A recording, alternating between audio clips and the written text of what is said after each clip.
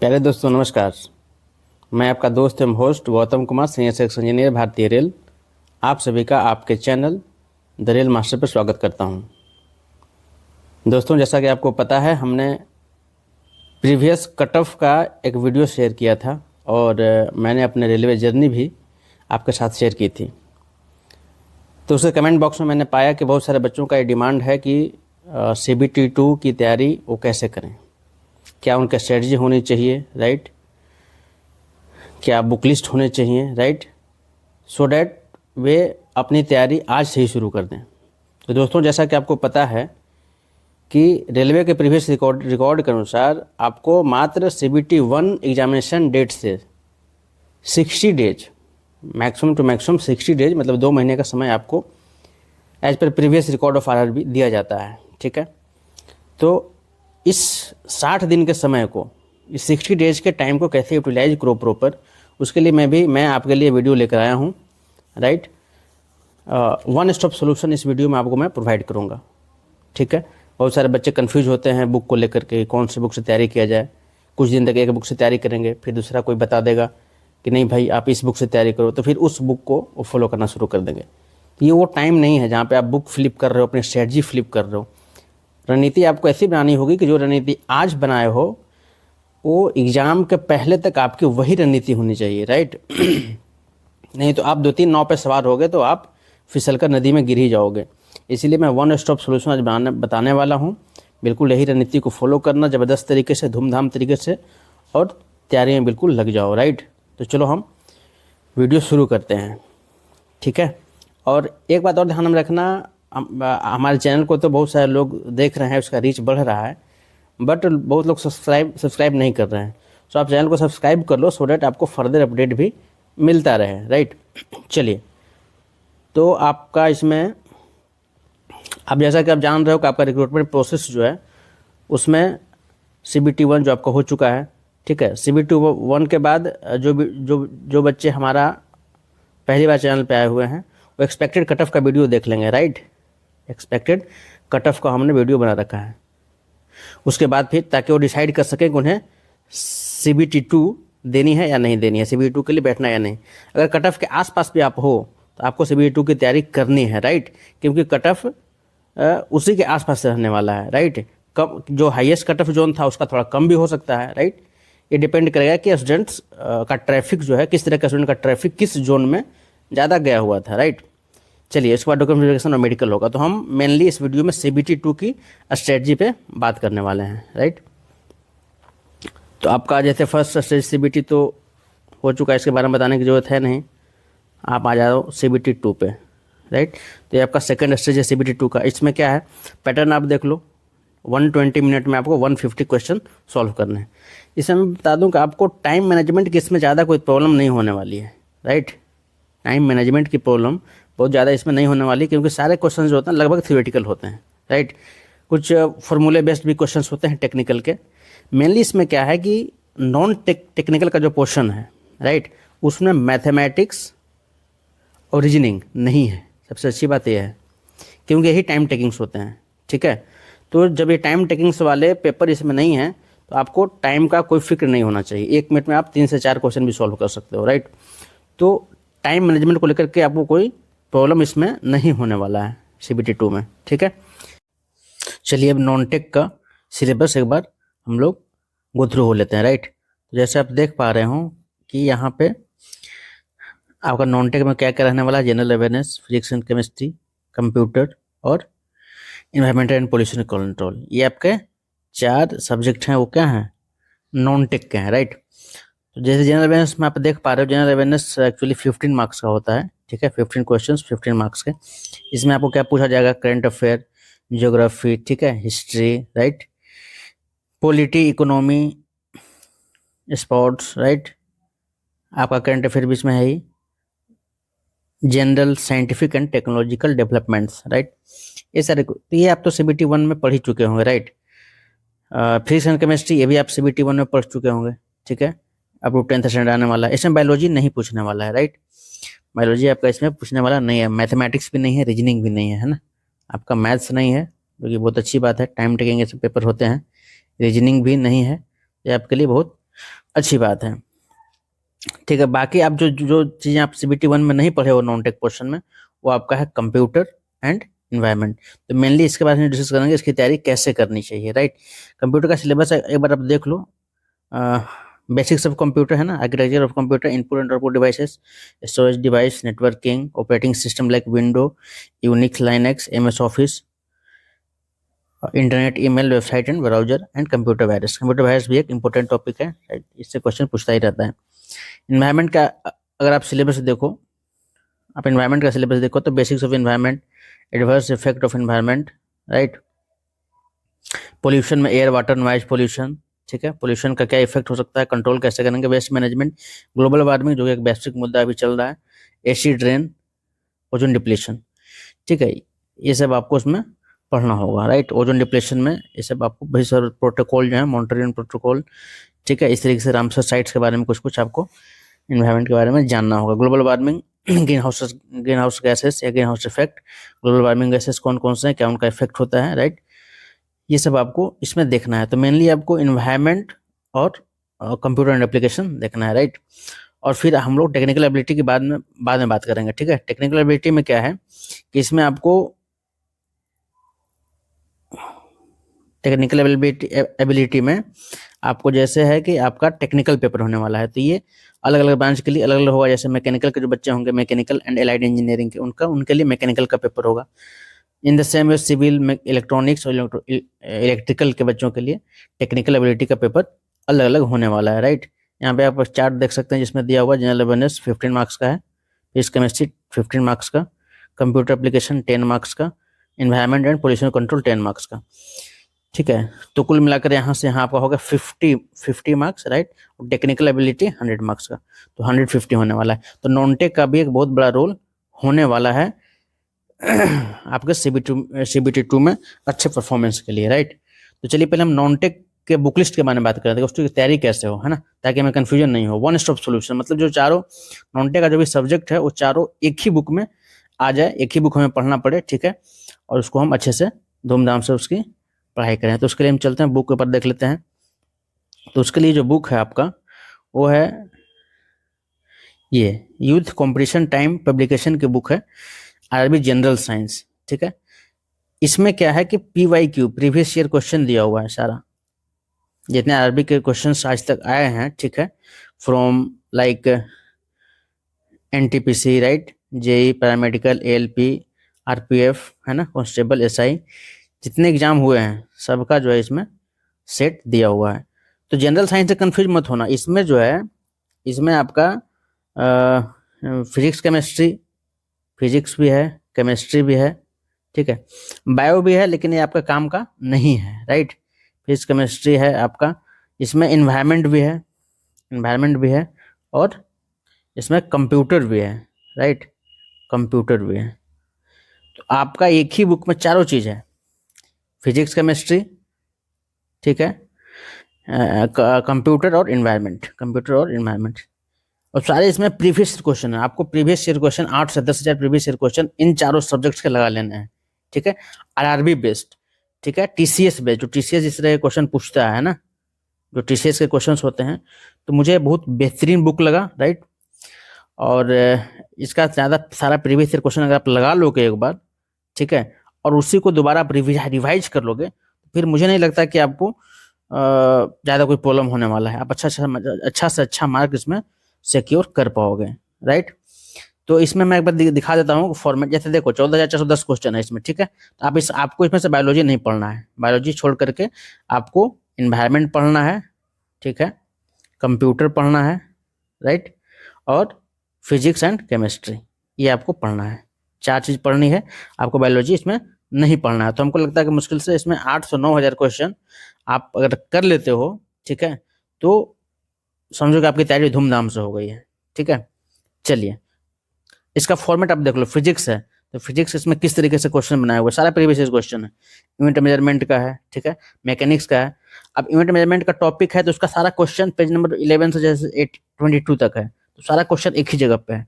उसमें भी सब टॉपिक बना दिया है कि यूनिट, उस पर उसका सारा क्वेश्चन एक जगह, मेजरमेंट का सारा क्वेश्चन एक जगह, मेजरिंग इंस्ट्रूमेंट, फिजिकल क्वांटिटीज, इनका सारा क्वेश्चंस एक जगह। उस तरह से मैकेनिक्स हो गया आपका, राइट। तो ये आप इसका फॉर्मेट देख सकते हो, बहुत ही लाजवाब फॉर्मेट में बनाया हुआ है। ग्रेविटेशन है, ठीक है, प्रॉपर्टीज ऑफ मैटर, जितने फिजिक्स के टॉपिक हैं उसी तरीके से केमिस्ट्री के टॉपिक हो गए, राइट। एटॉमिक स्ट्रक्चर, रिप्रोडक्शन, ठीक है। अच्छा, ये बायोलॉजी वाला पोर्शन है तो ये आपको नहीं पढ़ना है, इसमें मैंने बस आपको एक ग्लांस, एक विजुअलाइजेशन के लिए आपको दे दिया है फॉर्मेट। अच्छा, इसमें देखो मैंने आपका ये जो आपने नहीं पढ़ा है CBT 1 में, कंप्यूटर, तो कंप्यूटर के जो जो सिलेबस थे उसमें ऊपर में आपको हमने सिलेबस बताया था, same to same, introduction, development of computer, input output devices, memory, ठीक है, data representation, software, data transmission, internet, MS office, MS window, abbreviation, miscellaneous. तो ये आप कर लो बस 100%, आपका कंप्यूटर 10 आउट ऑफ 10 यहाँ से सिक्योर कर सकते हो। अच्छा, बहुत से बच्चों का सवाल होता है कि कंप्यूटर में उन्होंने कोई पहले तो पढ़ नहीं रखा है, तो थोड़ा सा थ्योरी उनको चाहिए, थ्योरी एट ए ग्लांस चाहिए। उनके लिए आप थ्योरी के लिए अरिहंत पब्लिकेशन का एक बुक आता है, शायद 80 से 90 रुपये में मिल जाएगा आपको, Arihant publication for computer, right. Computer का बुक आप सर्च मारोगे, ऑनलाइन भी इसको मंगा सकते हो। तो उसके लिए आप थ्योरी का रिकैप्चुलेशन कर सकते हो, और उसमें थ्योरी भी है, उसमें थोड़ा बहुत क्या है, हर एक थ्योरी के बाद क्या है, क्वेश्चंस भी हैं, ठीक है। बट आप प्रीवियस ईयर क्वेश्चन यहीं से करोगे, इसी से बुक से करोगे, राइट। बहुत ही जबरदस्त बुक है। मैं कहते बुक का प्रचार नहीं कर रहा, लेकिन मुझे ये बुक बहुत अच्छा लगता है क्योंकि इसका फॉर्मेट इस तरीके से बनाया है ना, एक तो प्रीवियस ईयर क्वेश्चंस हैं और फॉर्मेटिंग इस तरीके से है। अच्छा, एक बात और है, देन इन्वायरमेंट का देख लो, इन्वायरमेंट का भी वैसे ही, pollution, ozone layer, green house, ठीक है, नेचुरल एनर्जी, जो भी आपको आरबी में पूछता है सेम टू सेम है दिया हुआ है। तो LP से लेके NTPC, राइट, JE,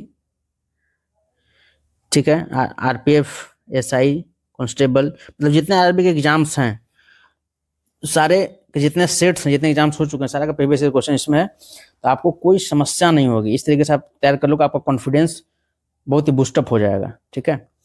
अच्छा, अब थोड़ा सा हम लोग इसको देख लेते हैं कि किस तरह के क्वेश्चन होते हैं, जैसे फॉर्मेट किस तरीके से, जैसे फिजिक्स है तो आपको जैसे क्वेश्चन यहाँ पे दिया हुआ है, ठीक है। तो इसमें क्वेश्चन का आंसर ही केवल नहीं दिया होता है, आपका इसमें एक्सप्लेनेशन भी दिया होता है। सबसे बड़ी बात तो ये है, तो ये क्वेश्चन आप बना रहे हो, उसके साथ आप मतलब समझो कि 4-5 क्वेश्चन एक ही क्वेश्चन में सीख पा रहे हो। तो इसलिए मैं कह रहा हूँ कि बुक बहुत ही जबरदस्त, धूमधाम से इसको खरीद लो, ठीक है, परचेज कर लो और इसकी पढ़ाई शुरू कर दो, ठीक है। उसी तरह केमिस्ट्री का फॉर्मेट इसमें दिया हुआ, कंप्यूटर का फॉर्मेट आप देख सकते हो, एक फॉर्मेट, इन्वायरमेंट का एट अ ग्लांस देख लो इस तरीके से, ठीक है। तो आंसर तो दिया हुआ ही रहेगा, जिसका आंसर तो दिया हुआ है उसका साथ एक्सप्लेनेशन भी दिया रहेगा। मतलब बाकी ए, मान लो कि इसका ऑप्शन B सही है, तो A क्यों नहीं सही है, C क्यों नहीं सही है, D क्यों नहीं सही है, पूरा कंसेप्चुअल आपको इससे पता चल जाएगा। थ्योरी उसका आपको पढ़ने की जरूरत ही नहीं है इस बुक से, ठीक है, इस बुक को पढ़ने के बाद। अच्छा, ये बात आप एक और बात समझ लो कि मान लो, हाँ, ये बुक थोड़ा सा महंगा है, आई थिंक 450-500 रुपये का पड़ेगा। तो अगर आप ये बुक चाहते हो PDF के फॉर्म में, तो ठीक है, तो मेरे टेलीग्राम पे आप लोग टेलीग्राम ग्रुप में ज्वाइन कर लो, मैं वहाँ पे प्रोवाइड करवा दूंगा, ठीक है। ये मैं डिस्क्रिप्शन लिंक में दे दूंगा आपको, टेलीग्राम ग्रुप का लिंक आपको डिस्क्रिप्शन में दे दूंगा, आप वहाँ से ये कर सकते हो, राइट। अब हम टेक्निकल एबिलिटी पे चलते हैं। अच्छा, तो आज के इस वीडियो में हम लोग टेक्निकल में हम लोग मैकेनिकल वालों के बारे में बात करेंगे, ठीक है। आज का वीडियो जो है वो मैकेनिकल वालों से रिलेटेड है, उनका सिलेबस का डिस्कशन करेंगे। बाकी अगला जो वीडियो आएगा उसमें हम सिविल, इलेक्ट्रॉनिक्स और इलेक्ट्रिकल वालों के लिए भी टेक्निकल पेपर का सिलेबस और विथ स्ट्रेटजी उसमें डिस्कशन करेंगे। तो आज का वीडियो, ये जो वीडियो है टेक्निकल एबिलिटी वाला, उसमें हम मैकेनिकल का पहले डिस्कस कर लेते हैं, राइट। तो चलिए, तो मैकेनिकल वालों का पहले हम, जैसा कि आप देख सकते हैं, आपका टेक्निकल सेक्शन जो है मैकेनिकल का, उसमें आपको 2 तरीके से देखना होगा। एक तो थ्योरी पोर्शन, राइट, 2 तरीके से इसमें बांट करके आप तैयारी कीजिएगा। एक प्रीवियस ईयर क्वेश्चन, ठीक है। तो थ्योरी क्वेश्चन जैसे आपको शॉर्ट नोट्स कहीं आपने बनाया होगा, ठीक है, या आपके पास नोट्स होगा, तो कोई दिक्कत नहीं। अब उससे थ्योरी क्या करोगे, रोज 1 से 1.5 घंटे उसको रिकैप्सुलेट करते रहोगे, फॉर्मूले, राइट। कभी कभी फॉर्मूले बेस्ड क्वेश्चंस आ जाते हैं, तो आपको थ्योरी पढ़ रखी है आपने, तो आपके दिमाग में स्ट्राइक कर जाता है और आप थ्योरी क्वेश्चन कर लेते हो, ठीक है। वो कुछ वहां से आपको थोड़ा सा कॉन्सेप्ट बिल्डअप होगा, और बाकी क्वेश्चन आपको प्रीवियस ईयर धूमधाम से करना है। जितना ज्यादा से ज्यादा प्रीवियस ईयर क्वेश्चन प्रैक्टिस कर सकते हो, आपके टेक्निकल में बहुत ही फायदेमंद कारगर रहने वाला है, ठीक है। It will be very beneficial for you. तो इन दोनों का, अच्छा जिनके पास मान लो थ्योरी जो बच्चे हैं, बहुत लोगों के पास हो गया होता है कि उन्होंने नोट्स नहीं बना रखा है, ठीक है, तो उनके लिए भी मैं एक उपाय बताऊंगा। उनके लिए एक बुक बताऊंगा, छोटी सी कैप्सूल टाइप बुक है, उसमें आपका सारा जितने फॉर्मूले हैं, राइट, उसमें सारे दिए हुए हैं, राइट। तो आपको उससे आपको थ्योरी कर लेनी है, और प्रीवियस ईयर क्वेश्चन के लिए भी आपको एक बुक बताऊंगा। तो अगर मान लो कि 2 घंटे थ्योरी पढ़ रहे हो, तो आपको 4 घंटे, 3 से 4 घंटे प्रीवियस ईयर क्वेश्चन करना है, ठीक है। लास्ट में मैं इस वीडियो क्लास में स्ट्रेटेजी आपको बताऊंगा कि इस 60 डेज में, ठीक है, किस तरीके से आप यूटिलाइज करोगे, पर डे कितने आवर्स की पढ़ाई करोगे, सो दैट आपका नॉन टेक और टेक दोनों क्लियर हो जाए। तो चलो अभी अभी के लिए हम मैकेनिकल वालों का सिलेबस देख लेते हैं, राइट। तो पहले हम सिलेबस देख लेते हैं मैकेनिकल के बच्चों के लिए, तो उनका सिलेबस क्या है, ठीक है। तो सिलेबस आपका डिस्कशन कर लेते हैं हम लोग। सिलेबस आपका यहाँ पे है, right, syllabus for mechanical and allied engineering group, ठीक है, ये आपका सिलेबस रहा। तो इसमें इंजीनियरिंग मैकेनिक्स में क्या है, इसमें सारे फोर्सेस के बारे में है ना, उनके रिजल्टेंट कैसे निकलेंगे, रेजोल्यूशन ऑफ फोर्सेस कैसे होंगे, ठीक है, और इनर्शिया कैसे आप निकालोगे डिफरेंट डिफरेंट सेक्शंस का, ये सब आपको इसमें कर लेना है, ठीक है। और मोमेंटम के बारे में, एनर्जी ऑफ का कंजर्वेशन कैसे होगा, मोमेंटम का कंजर्वेशन, ठीक है, क्या क्या फॉर्मूले, कौन कौन से फॉर्मूले अप्लाई होंगे, कंजर्वेशन के को कैसे अप्लाई करना है, राइट।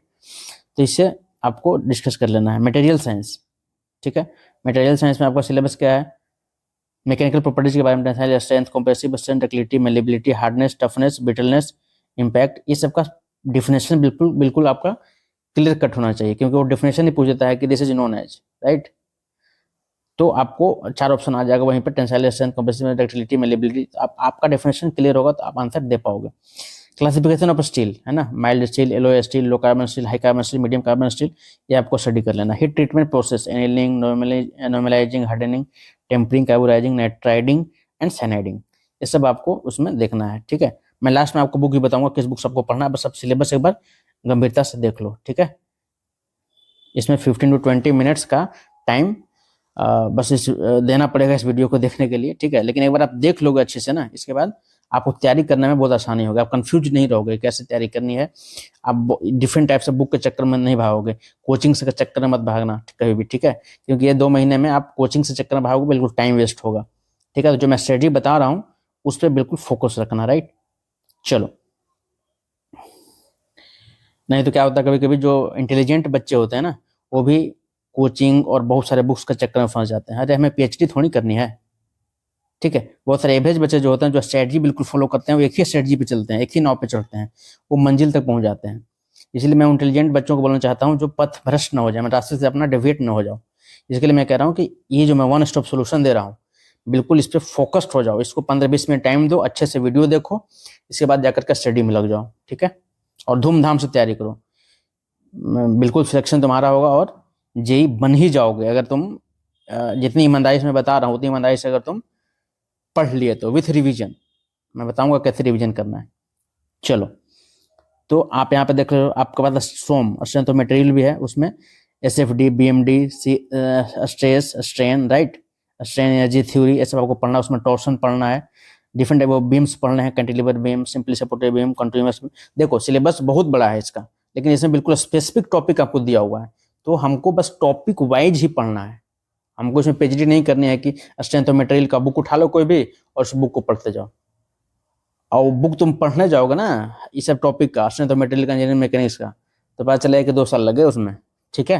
तो बुक तो कभी नहीं पढ़ना है आपको, क्योंकि ये क्रिटिकल टाइम में बुक पढ़ना जुडिशियस नहीं है, ठीक है।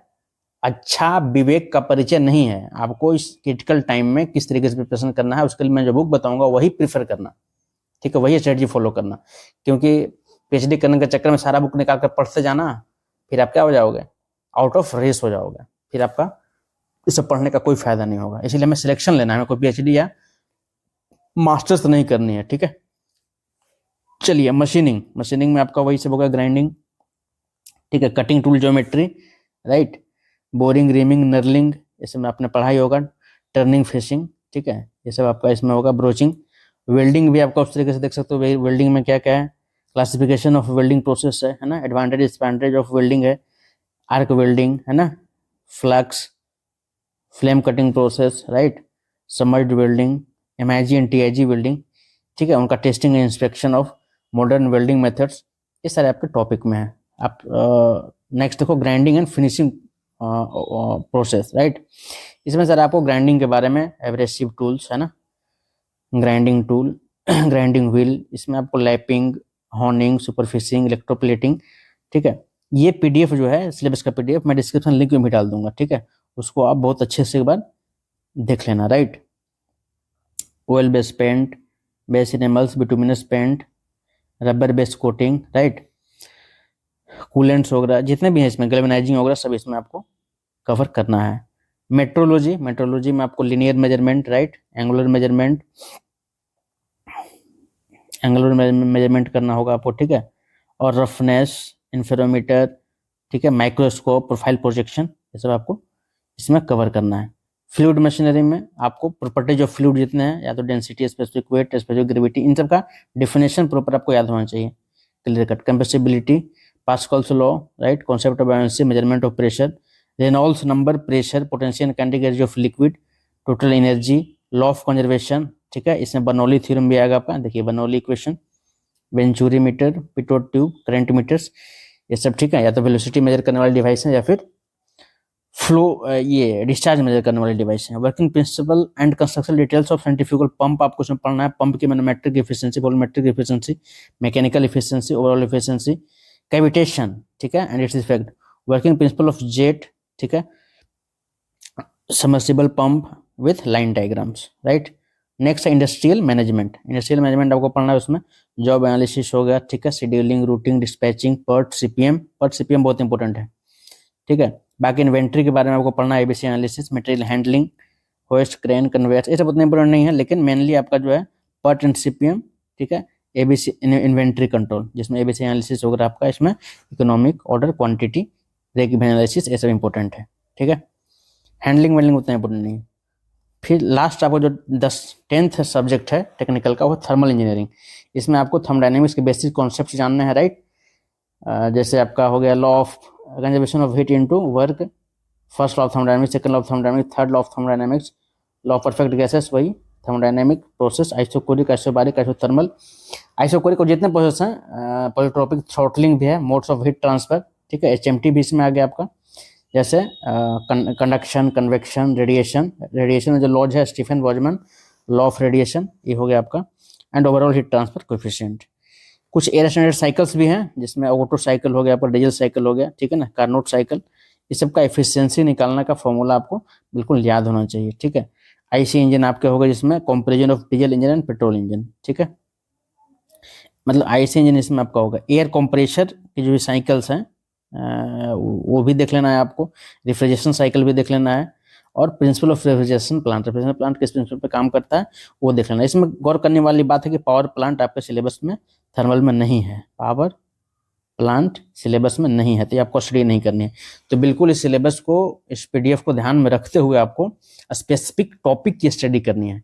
अब इस टॉपिक का स्टडी आप करने जाओगे अपने नोट्स में या किसी बुक में करने जाओगे, तो आपके लिए संभव नहीं है इतने टाइम में उतना चीज सेलेक्ट करना, ठीक है, कौन सा पिकअप करें, कौन सा स्टडी करना है, कौन सा नहीं करना है। तो उसके लिए मैं एक प्रॉपर बुक बता दे रहा हूँ, उस बुक में बिल्कुल RRB oriented, syllabus oriented question हैं, वही आपको करना है, और थ्योरी वाला पोर्शन भी, दोनों। इसके लिए 2 बुक आपके हैं, ठीक है। तो चलिए अब हम बुक लिस्ट के बारे में थोड़ा सा डिस्कस कर लेते हैं, राइट। तो देखो, जो थ्योरी वाले पोर्शन के लिए है, थ्योरी वाले पोर्शन के लिए मैं 2 बुक बता रहा हूँ, दोनों में से कोई एक आपको फॉलो करना है। ये यूथ कॉम्पिटिशन टाइम का ही, ठीक है, ये ऐसे करके कैप्सूल करके आता है, मैकेनिकल इंजीनियरिंग कैप्सूल। इसमें क्या है कि पूरा आपको थ्योरी दिया हुआ है, कंसोलिडेटेड वे में सारे फॉर्मूला दिए हुए हैं, ठीक है ना, और जो भी थ्योरी रिक्वायर्ड है बेसिक कॉन्सेप्ट के लिए, है ना, मिनिमम से मिनिमम, ठीक है, वो चीज़ इसमें आपको दिया हुआ है। तो जिनके पास नोट्स है तो उनके लिए बेटर है, उनके लिए बुक खरीदने की जरूरत नहीं है, कैप्सूल वाली बुक, ठीक है, वो बिल्कुल उसी से तैयारी करें। और अच्छा, या तो ये बुक आप खरीद लो, या फिर ये book IRB JEE capsule mechanical and allied engineering second SSCBT। इसमें क्या है कि आपका थ्योरी जो है बिल्कुल ओरिएंटेड, जो 10 टॉपिक्स मैंने सिलेबस में बताया, और स्पेसिफिक टॉपिक का, वो स्पेसिफिक टॉपिक का ही इसमें दिया हुआ है। ये और बेटर बुक है, अगर आप कैप्सूल लेना भी चाहो तो ये वाली बुक आप परचेज कर सकते हो। अगर ये नहीं मिले तो आप ये वाली बुक परचेज कर लेना, राइट। इससे आप स्टडी कर सकते हो। तो थ्योरी के लिए बेस्ट बुक है, बहुत ही मतलब एक इतनी ज़्यादा मोटी बुक नहीं है, पतली बुक है, जिसमें आपका 10 टॉपिक जो है, 10 सब्जेक्ट्स जो हैं टेक्निकल वाले, वो आपके बिल्कुल थ्योरी कवर हो जाएगा, ठीक है। और इसको कैसे स्टडी करना है उसके बारे में बताऊंगा। पहले बुक के बारे में देख लो। अच्छा, इसमें किस तरह से दिया हुआ है, इस बुक का फॉर्मेट पे देख लो। जैसे स्ट्रेंथ ऑफ मटेरियल है, तो इसमें इस तरीके से थ्योरी बनाकर दिया हुआ है, राइट। टेबल बनाकर दिया हुआ है, राइट। इसमें फॉर्मूले दिए हुए हैं, है ना, इस तरीके से। स्ट्रेस का क्या फॉर्मूला होगा, कितना स्ट्रेन आएगा, ठीक है, कितना स्ट्रेन आएगा, इस तरह के tensile forces different cross section पे लगाने पे, राइट। तो इस तरीके से आपका देखो, ये सब थ्योरी वाली बुक है उसमें, ठीक है। ये देख लो, आपको सेफ्टी बीएमडी दिया हुआ है कि अगर लोड इस तरह का है, पॉइंटेड लोड है, तो इस तरीके का डायग्राम होगा, ठीक है। टॉर्सन अगर लग रहा है उस पर, तो इस तरह का डायग्राम होगा। अगर इन्फॉर्म लोडिंग है तो इस तरीके का सेफ्टी बीएमडी बनेगा। अगर ये नॉन इन्फॉर्म लोडिंग में ट्रायंगुलर टाइप का है तो आपका पैराबोलिक शेप का और क्यूबिक शेप का ये सेफ्टी और बीएमडी बनेगा, shear force diagram and bending moment diagram. तो इस तरीके से ये आपका काफी बेनिफिशियल होने वाला है। तो थ्योरी का पोर्शन तो यहाँ तक आपका थ्योरी पढ़ने के लिए, फॉर्मूला रिवीजन के लिए, रिकैप्चुलेशन के लिए, क्योंकि आप पूरा किताब नहीं खोलोगे कि चलो भाई पी के ना खोल लिया, थर्मोडायनेमिक्स के लिए वही पढ़ रहे हैं, उससे फॉर्मूला खुश खुश को याद कर रहे, नहीं। आपके पास या तो प्योर शॉर्ट नोट्स हो, बेस्ट है, आपके लिए अच्छा है, आपको फिर ये बुक खरीदने की जरूरत नहीं है। लेकिन उन बच्चों के लिए बोल रहा हूँ जिनके पास नोट्स प्रॉपर नहीं है, तो क्या करेंगे, इस बुक को परचेज कर लेंगे और इससे रोज 2 घंटे थ्योरी रिकैप्चुलेट करेंगे, दिमाग में फॉर्मूले रिवाइज करने का प्रयास करेंगे, ठीक है। चलिए, दूसरा अब बच गया previous year question. Previous year question कहाँ से लगाना है, तो प्रीवियस ईयर क्वेश्चन के लिए देखो, यूथ कंपटीशन टाइम। तुम बोलो कि बार बार से इसी बुक का क्यों बता रहे हैं, तो चूंकि इस बुक का फॉर्मेट मुझे इतना जबरदस्त लगता है, ठीक है, कि मतलब अगर ये आप कर लिए तो आपका कॉन्फिडेंस बिल्कुल बूस्टअप होता है, लगता है कि हाँ हमने सारा चीज कर लिया है, ठीक है। क्योंकि इसका फॉर्मेट आप देख ही रहे हो, टॉपिक, सब टॉपिक, ठीक है, एक्सप्लेनेशन, क्वेश्चन का एक्सप्लेनेशन भी इसमें दिया रहता है, आंसर का, ठीक है। एक मान लो कि ऑप्शन बी है तो ऑप्शन बी होगा, सी डी या ए नहीं होगा तो क्यों नहीं होगा, तो एक्सप्लेनेशन होता है। मतलब एक क्वेश्चन अगर आप इसका सॉल्व कर रहे हो, 1 क्वेश्चन, तो आप इसका समझ लो कि आप इससे 4 या 5 क्वेश्चन के बराबर क्वेश्चन कर रहे हो, 4 क्वेश्चन का कॉन्सेप्ट आपका क्लियर हो रहा है। तो इसलिए मैं कह रहा हूँ कि ये बुक आप, तो इसमें जो है देख लो आप, एक स्क्रीन शॉट आप ले लेना, YCT youth competition times publication का ही है, इस पब्लिकेशन का बुक है, मैकेनिकल एंड एलाइड इंजीनियरिंग के लिए स्टेज 2, राइट। तो 19 साल का इसमें पेपर पूरा RRB का दिया हुआ है, ठीक है। 4300 प्लस क्वेश्चंस हैं, answer with detail analysis, right. तो इस तरीके से आप इसमें इसका जो टॉपिक है आप देख सकते हो किस तरीके से इसका टॉपिक है, इस तरीके से आपका टॉपिक है। जैसे मैकेनिक्स हो गया, मैकेनिक्स में सब टॉपिक्स के अनुसार जो है क्वेश्चंस दिए हुए हैं, previous year question with explanation, ठीक है। तो इस तरीके से आप इसमें क्या कर सकते हो, कवर कर सकते हो, सारे 10 टॉपिक्स हैं इसमें, ठीक है। Mechanics, material science, strength of material, machining, grinding, right, metrology, इस तरीके से आपका इसमें सारा कवर हो जाता है। फ्लूइड मैकेनिक्स ऊपर आपका वेल्डिंग है, इंडस्ट्रियल मैनेजमेंट, ठीक है। इसमें आपका thermodynamics, heat transfer, refrigeration system, internal combustion and engine, IC engine, ठीक है।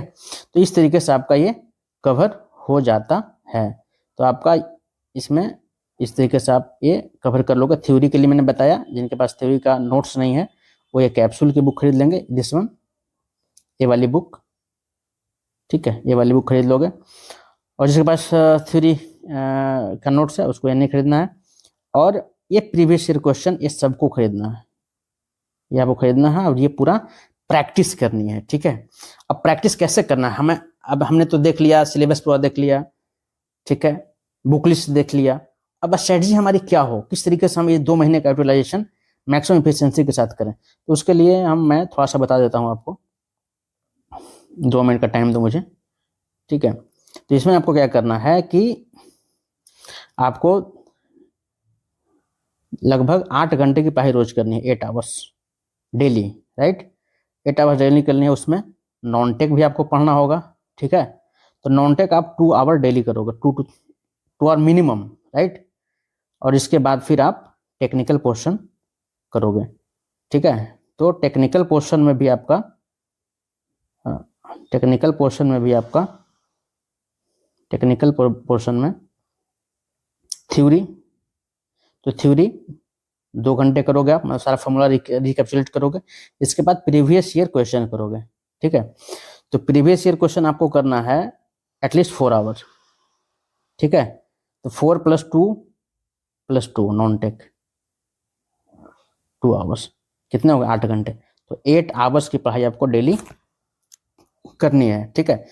तो कैसे आपको अगर 8 घंटे की पढ़ाई करते हो डेली, तो मेरा ये कैलकुलेशन है, जैसे प्रीवियस ईयर क्वेश्चन आपके पास 4300 है, तो आप ये 4 घंटे में, रोज आप 4 घंटे प्रीवियस ईयर क्वेश्चन लगा रहे हो, तो 150 क्वेश्चन मिनिमम लगाओगे आप, 150 क्वेश्चन। अगर मैं टेक्निकल की प्रीवियस ईयर क्वेश्चन की बात कर रहा हूँ, टेक्निकल पेपर का, तो पर डे आपको 150 क्वेश्चन लगाना है 4 आवर में। 150 क्वेश्चन आप लगा रहे हो, इसका मतलब कि आप 300 क्वेश्चन के बराबर कर रहे हो, क्योंकि उसमें जो एक्सप्लेनेशन दिया हुआ है ना, वो एक्सप्लेनेशन एक क्वेश्चन 4 क्वेश्चन के बराबर, ऐसा समझो, एक्सप्लेनेशन को आप पढ़ लेते हो तो, ठीक है। तो ये 150 क्वेश्चन अगर आप करते हो तो 30 डेज में आपका 4500 क्वेश्चन क्लियर हो जाएगा।